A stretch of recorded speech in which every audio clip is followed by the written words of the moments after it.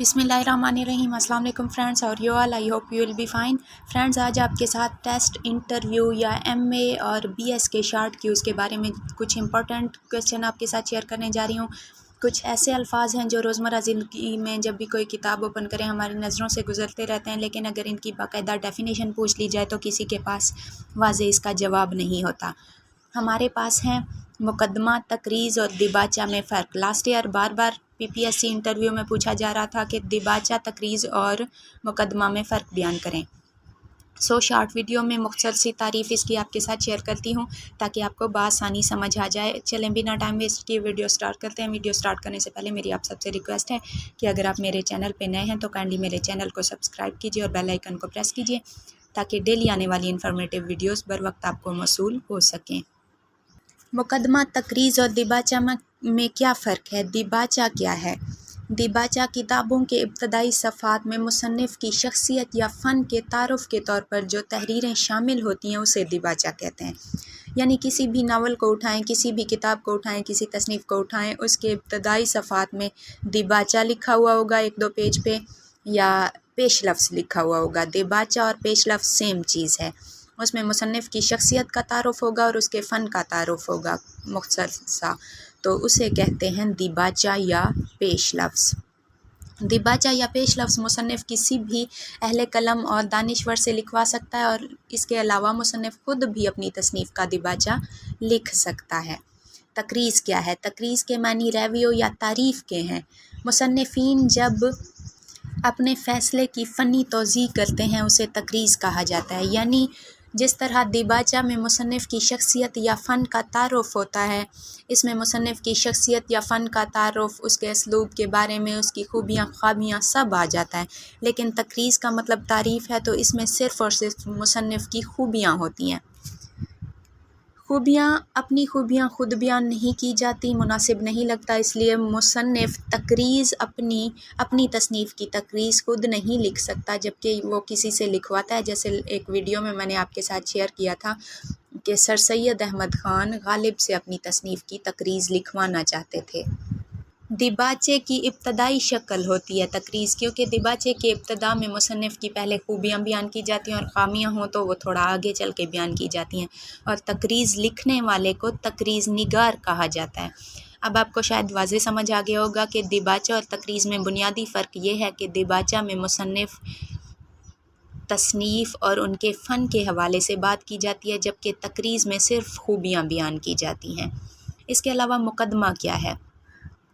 दिबाचा में जब तनकीदी और तहकीकी अंदाज़ इख्तियार कर लिया जाए तो उसे दिबाचा नहीं कहेंगे, उसे मुकदमा कहेंगे। इतना सा फ़र्क है सिर्फ। दिबाचा में अगर तनकीदी और तहकीकी अंदाज़ अपना लिया जाए तो वो दिबाचा या पेश लफ्ज़ कहलाने की बजाय मुकदमा कहलाएगा।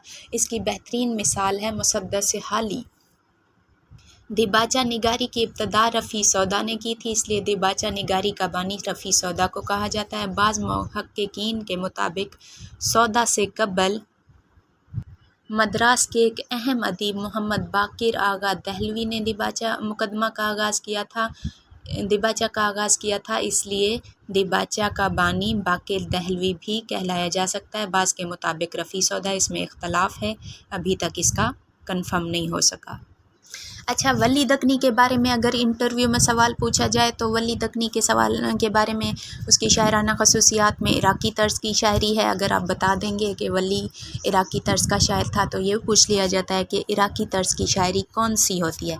इसके बारे में भी आपको मुख्तसर सा बता दूँ, वो शायरी जिसमें मामलात इश्क की बजाय मामलात हुस्न का बयान ज़्यादा हो उसे इराक़ी शायरी कहते हैं, क्योंकि इराक़ी फ़ारसी का एक शायर था, साहिब तर्ज़ शायर था, और उसने अपनी शायरी में मामलात इश्क की बजाय मामलात हुस्न जमाल का ज़िक्र ज़्यादा किया था। इसलिए जिसकी शायरी में मामलात हुस्न जमाल का ज़िक्र ज़्यादा हो उसे इराक़ी तर्ज़ का शायर कहा जाता है, जैसे वली दकनी है। साइंटिफ़िक तनकीद का दूसरा नाम क्या है? इस्तक़राई तनकीद है। इस्तक़राई तनकीद के बारे में अगर आपको नहीं पता तो मुझे बताइएगा, मैं उस पर भी वीडियो शेयर कर दूँगी। इस्तक़राई तरीक़ाकार जैसे पढ़ाने का होता था, सेम उसी तरह इस्तक़राई तनकीद भी होती है एक। उर्दू में इस तनकीद का अहम नाम मौलाना शिबली नोमानी है, क्योंकि शिबली की मवाज़ना अनीस व दुबैर से तनकीद का आगाज़ हुआ था। اس کے علاوہ ادبی اصطلاح کی تعریف پوچھ لی جاتی ہے کہ ادبی اصطلاح کیا ہوتی ہے۔ وہ لفظ جو اپنے اصل معنی کی بجائے کسی خاص علم یا فن کے دائرے میں مخصوص معنی میں استعمال ہوں اسے ادبی اصطلاح کہتے ہیں۔ نیکسٹ ہے ہمارے پاس نراجیت پسندی کیا ہوتا ہے۔ اردو ادب میں سب سے پہلے یہ اصطلاح الطاف فاطمہ نے استعمال کی تھی۔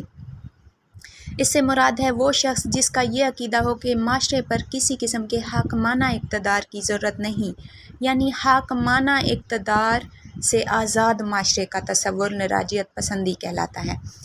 انحطاط پسندی کا پوچھ لیا جاتا ہے کہ انحطاط پسندی کیا ہے۔ 19ویں صدی کے نصف آخر میں فرانسیسی شاعروں اور ادیبوں کا ایک گروہ سامنے آیا تھا جس نے جمالیاتی اقتدار سے بغاوت کی تھی، خالص ادب کے نام پر اخلاقی اور معاشرتی اقدار سے انحراف کیا تھا، ماحول سے عدم موافقت اختیار کی تھی، مواد پر ہیئت کو برتری دی تھی، الفاظ کی صوتی کیفیات سے خوب فائدہ اٹھایا تھا۔ اس گروہ کا نام انحطاط پسند گروہ تھا اور ان کی جو روش انہوں نے اختیار کی تھی اسے انحطاط پسندی کہا جاتا ہے۔ اس میں سب سے اہم نام محمد حسن عسکری کا ہے۔